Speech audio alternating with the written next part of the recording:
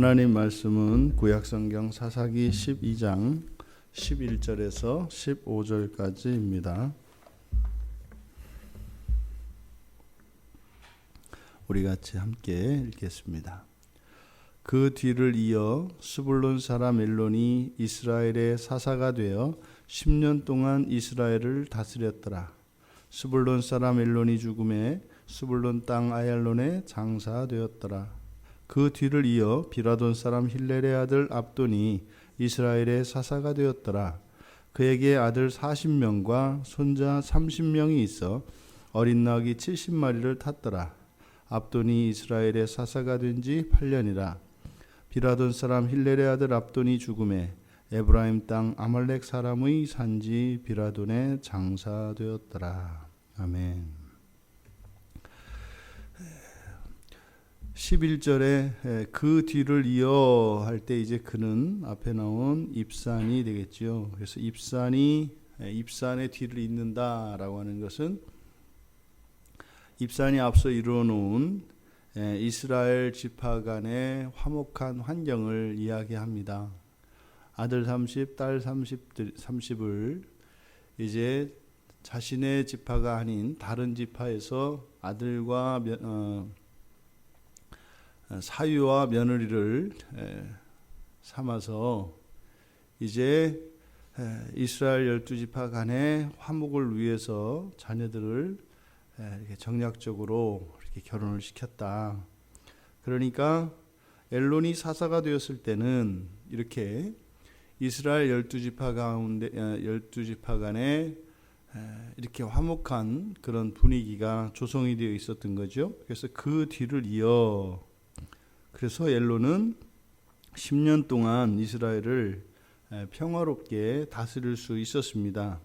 그리고 그의 고향 땅에 장사되었다는 거죠. 사사들에게 이렇게 특별한 업적이 없다는 것, 뭐 이렇게 짧게 두 줄도 채 되지 않을 정도로 이렇게 짧은 그에 대한 소개, 이것은 오히려 엘론이 좀 다른 사사들보다 못났다, 또 그의 공적이 미미하다라고 하는 것을 나타낸다기보다는 사실상 사사들의 업적이 그렇게 장황하게 길게 소개되지 않는 것은 오히려 백성들의 입장에서는 그만큼 평화로운 시대를 지냈다는 의미가 됩니다. 왜냐하면 사사는 이 외적들의 침입과 이스라엘의 구원과 관계되어 있기 때문에 사사가 이렇게 한 일도 없이 단지 그냥 다스렸다라고 하는 이렇게 짧은 하나의 동사로 그의 치리 기간을 서술할 수 있다는 것은 그만큼 태평성대를 누렸다라고 하는 것을 의미합니다. 그러니까 반대로 사사들에게 있어서 굉장히 뛰어난 업적들이 열거되었을 때는 사실은 뭐겠어요? 많은 전란이 많았을 때입니다. 그러니까 백성들의 입장에서는 사실은 이 사사들의 뛰어난 점이 드러나지 않는 시대, 이 시대가 사실은 백성들에게 오히려 행복한 시간이라고 할 수 있겠죠. 원래 영웅은 난세에 나는 법입니다. 이렇게 평화로울 때는 그렇게 뛰어난 인물이 필요가 없어요. 그냥 땀 흘리며 열심히 일하고 그냥 먹고 살면 되기 때문에 영웅이 필요 없죠.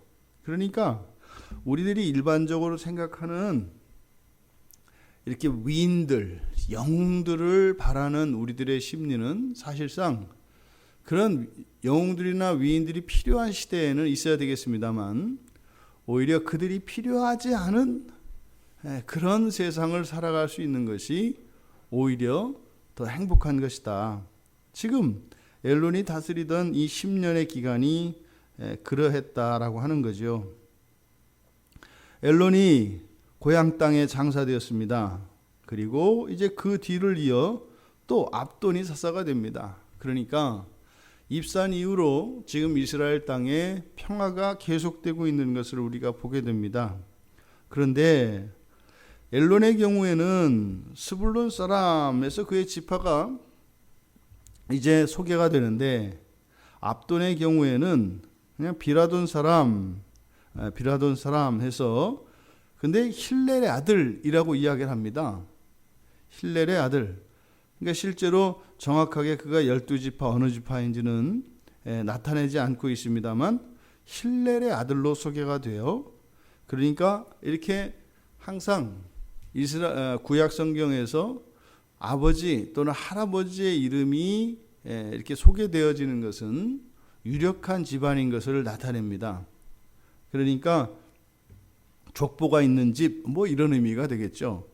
그래서 힐렐의 아들이었던 압돈이 이제 엘론의 뒤를 이어 사사가 되었습니다. 그런데 이 압돈에 대한 소개를 보면 아들 40명, 손자 30명을 소개합니다. 앞에서 입산을 아들 30, 딸 30, 그래서 자녀가 많은 것, 재산이 많은 것, 이것은 하나님의 축복을 상징한다, 이렇게 말씀을 드렸습니다. 그런데 지금 압돈의 경우에는 아들의 숫자가 40명이에요. 그 딸은 나오지 않고 있습니다. 그런데 단지 또 다른 게 무엇이 있다면 손자를 소개하고 있습니다. 그러니까 입산의 경우에 60명의 자식을 두어서 하나님께서 그에게 복을 주신 것을 나타냈습니다만, 지금 압돈의 경우에는 아들 40, 손자 30입니다. 그러니까 여기서는 2대를 소개하고 있죠. 그러니까 한 대에 걸쳐서 60명의 자식을 두었던 입산보다 딸은 소개되고 있지만 아들의 숫자가 열이 더 많고, 게다가 이제 손자까지 소개되고 있는 압돈은 더 큰 복을 받은 것을 지금 의미합니다. 게다가 어린 낙이 70마리를 탔다. 말씀드렸죠. 이 낙이라고 하는 것은 오늘날로 이야기하면 최고급 승용차다. 그러니까 자녀 아들뿐만 아니라 손자들의 대까지 하나님의 복이 계속되고 있는 것을 나타냅니다. 그러니까 오히려 입산에 이어서 엘론 그리고 압돈으로 이어지는 이 과정 속에 점점 더 큰 하나님의 축복이 이스라엘에게 임해 왔다라고 하는 것을 지금 나타내려고 하는 겁니다. 그런데 이제 압돈이 장사되는 장지를 소개하는 이 장면은 좀 특별한 의미가 있습니다. 에브라임 땅 아말렉의 사람의 산지 비라돈. 먼저 이 에브라임 땅에 아말렉 사람들이 어떻게 거주하게 되었는지 역사적으로는 잘 나타나지 않습니다만, 우리는 앞에서 입다가 이 에브라임 지파를 거의 멸절시켰던 것을 기억을 합니다. 그러니까 그 지역에 아말렉 사람들이 들어왔었던 것으로 보여집니다. 그런데 지금 압돈이 죽으며 장사되어진 땅이 에브라임 땅이다라고 하는 이 소개를 통해서 우리들에게 가르쳐주는 것은 바로 정확하게 압돈이 어느 지파 사람인지를 앞에서 소개하지 않았는데, 보통 장사되어지는 것은 자신의 고향 땅입니다. 그러니까 지금 압돈이 에브라임 지파 사람이었다라고 하는 것을 강하게 암시합니다. 그러니까 명확하게 에브라임 사람이라고는 하지 않는데, 그 장사된 것을 소개함으로써 압돈이 에브라임 사람으로서 사사가 되었다라고 하는 강한 암시를 줘요. 이것은 지금 어떤 의미가 되겠습니까? 입다에 의해서 거의 에브라임 지파가 완전히 멸절되다시피 했었는데, 지금 이 압돈에게 아들 40, 손자 30, 어떤 의미입니까? 지금 압돈뿐만 아니라 이 에브라임 지파에 하나님께서 복을 주신 것, 그래서 거의 전멸되다시피 했던 에브라임의 자손들이 늘어나고 있는 것을 보여줍니다. 그리고 이스라엘 사람들 사이에서 바로 에브라임 사람이 에브라임 지파 사람이 사사가 된 것은 바로 이전에 기드온 때로부터 이 에브라임 지파, 다른 지파에 대해 이렇게 시기심을 가지고 있던 에브라임 지파에 대한 어떤 의구심과 좀 경계심이 다 사라지고 이제는 화목하게 되어진 것을 여기서 나타냅니다. 그러니까 에브라임 지파에 대한 이런 부정적인 생각들이 바로 압돈을 통하여 다 사라진 것을 강력하게 의미합니다.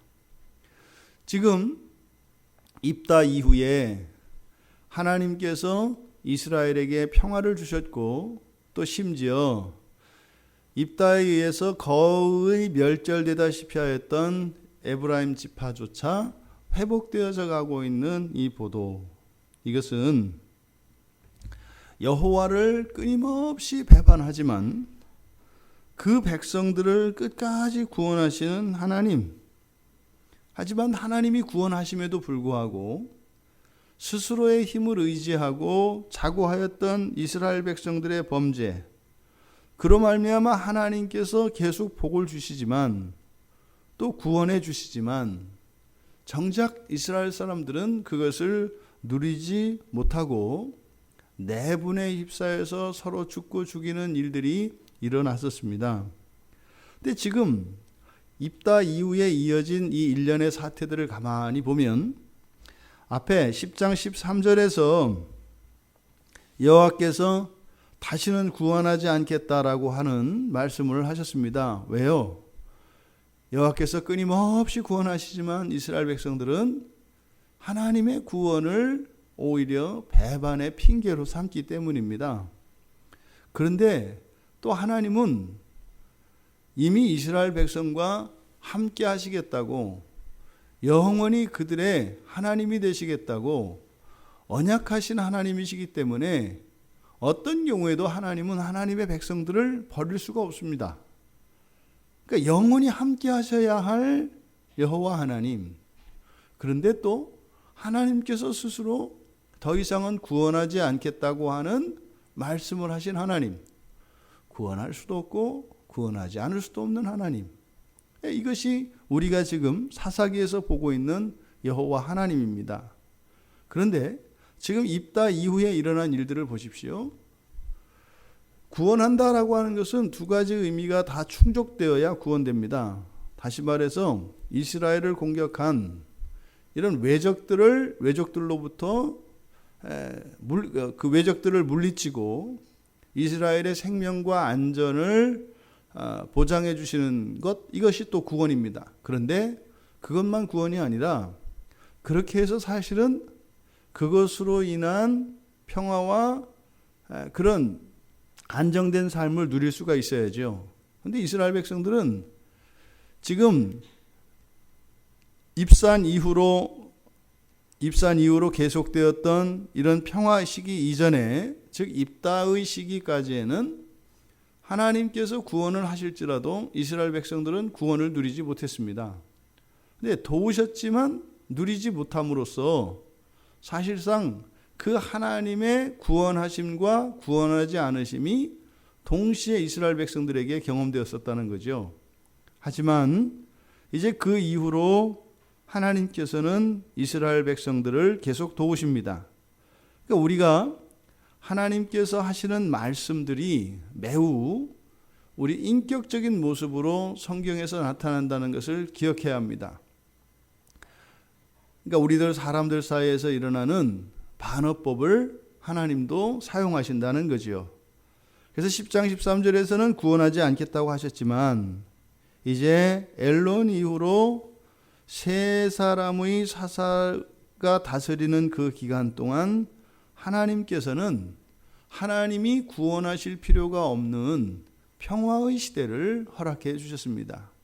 그래서 평화를 이스라엘 사람들이 누리게 되었죠. 우리가 하나님의 구원이 절대적으로 필요합니다. 그런데 그 구원을 하나님께서 주셔야 하는 조건이 항상 동일하지는 않습니다. 왜냐하면 우리들에게도 하나님께서 우리들 스스로 구원할 수 있는 힘을 먼저 주셨기 때문에 사실상 하나님이 비상적으로 섭리하셔서 우리를 어떠한 위기나 환난 속에서 구원하실 필요가 없도록 그런 환난이나 위기의 상황이 우리의 삶에 펼쳐지지 않으면 사실상 우리는 특별히 하나님께 우리를 구원하여 주시도록 기도하고 이럴 필요가 없습니다.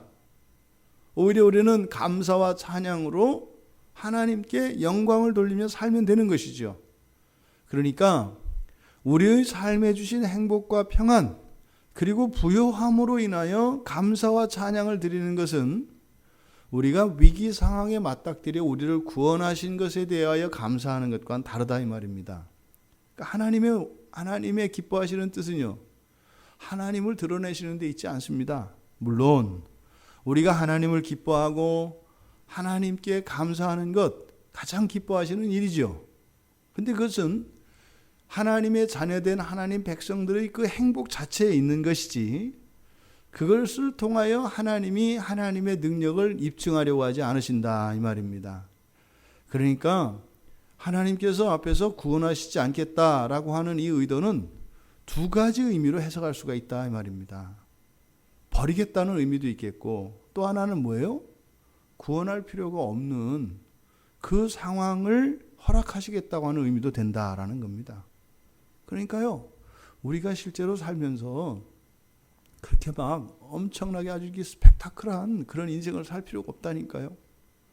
우리가 하나님의 말씀을 따라 살아갈 때 아주 편안하고 그냥 자연스러운 인생을 살아갈 수 있습니다. 근데 우리가 정말 하나님이 구원하시지 않으시면 저는 견딜 수가 없습니다 라고 하는 이런 환경이 사실은 우리에게 펼쳐지지 않는 것이 가장 좋다는 거죠.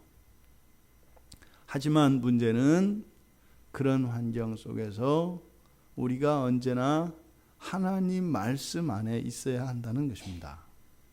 그랬을 때 그러한 행복하고 편안한 그런 삶의 환경이 하나님과 우리들 사이를 갈라놓는 것이 아니라 오히려 그런 편안한 삶의 환경으로 인하여 더욱 하나님을 사랑할 수 있고 하나님 앞에 나아갈 수 있다면 지금 세 사람의 사사 기간에 허락하셨던 이런 평화는 영원히 계속될 것입니다.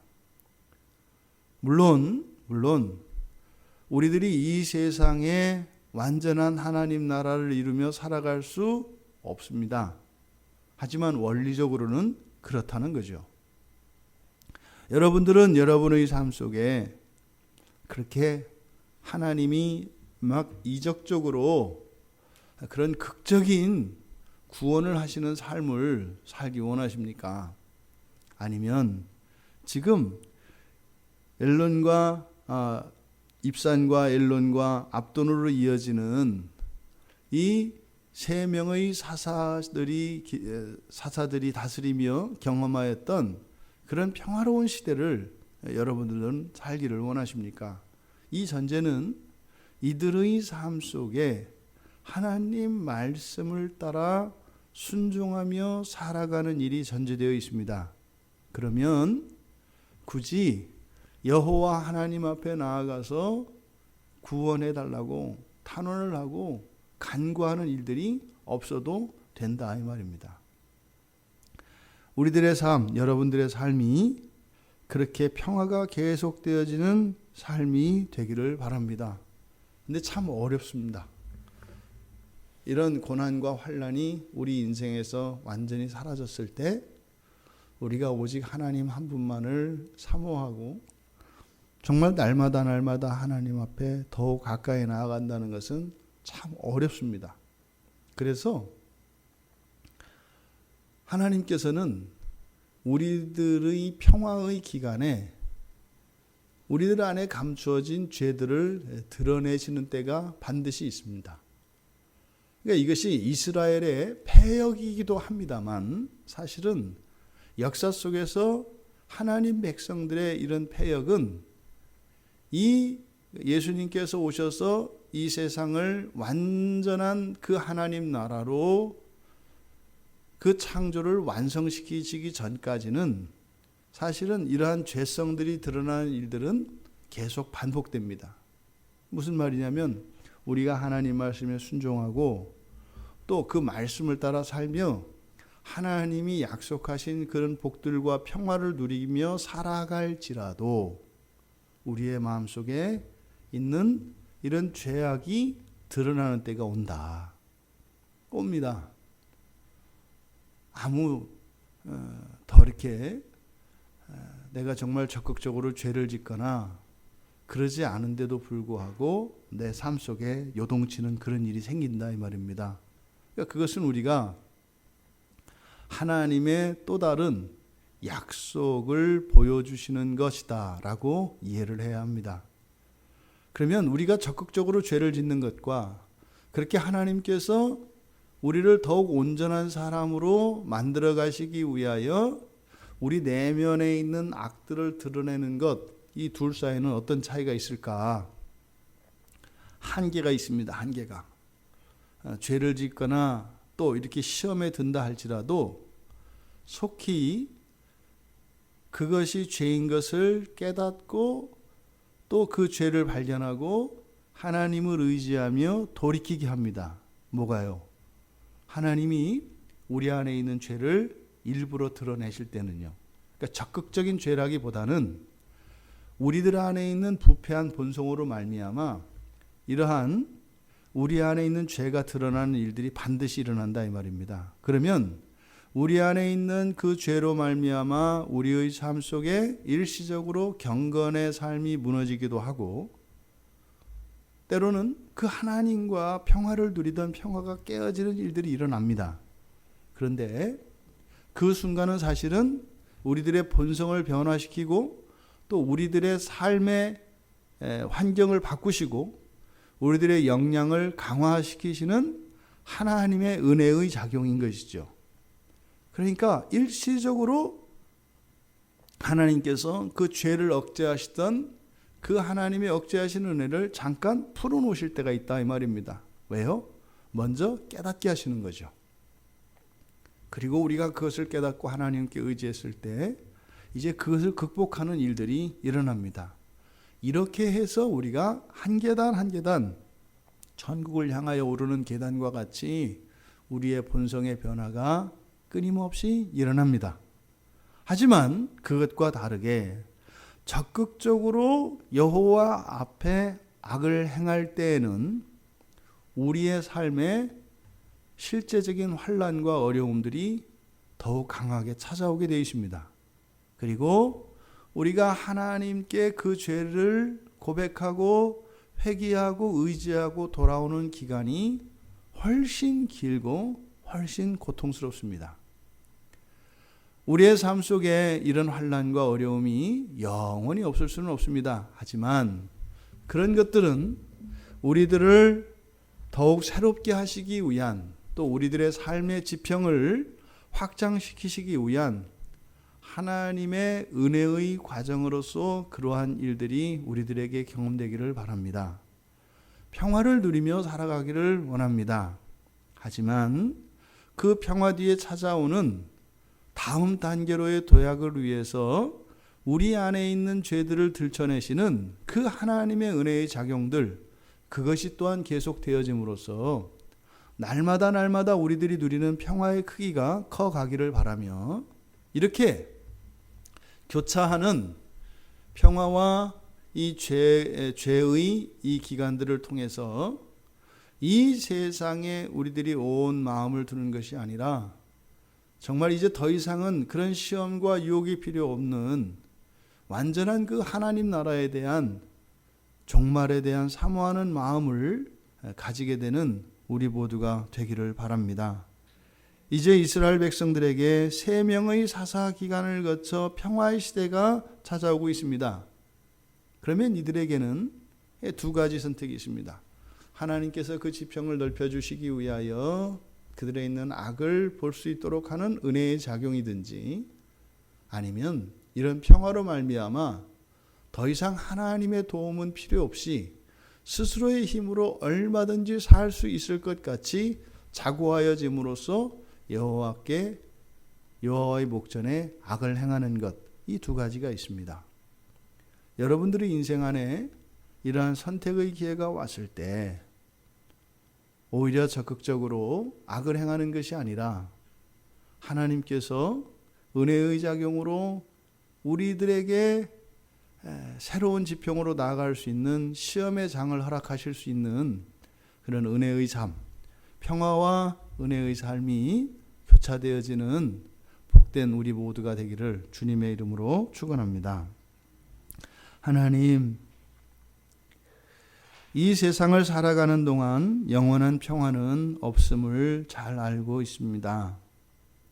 하지만 하나님께서 저희들의 인생 가운데 평화의 기간을 허락하여 주시는 것은 하나님의 특별한 은혜인 것을 늘 잊지 않게 하여 주시고, 또 이 세상에서 만족하고 안주하지 않도록, 또 하나님의 은혜의 때에 저희들 안에 있는 죄를 들춰 보여주셨을 때에 저희들의 한계와 죄됨을 알아 그 이전에는 깨닫지 못하였던 억제하시는 하나님의 은혜를 알게 되므로 하나님께 더 큰 감사와 찬양을 올려드리는 복된 그리고 은혜로운 삶을 살아가기 원합니다. 하나님이 주시는 평화가 저희들의 범죄로 이어지지 않게 하시고, 하나님이 아무리 많은 복을 저희들에게 베풀어 주시고 큰 은혜를 주실지라도, 그래서 저희들의 삶에 구름 한 점, 바람 한 번 불지 않는 평화로운 삶 속에서도 하나님을 향한 더욱 큰, 더욱 뜨거운 그 사랑을 키워가며 더욱 정결함을 추구하며 살아가는 저희들 되게 하여 주셔서 언제나 하나님의 은혜 아래 살아가게 하옵소서. 감사하며 예수님의 이름으로 기도드리옵나이다. 아멘.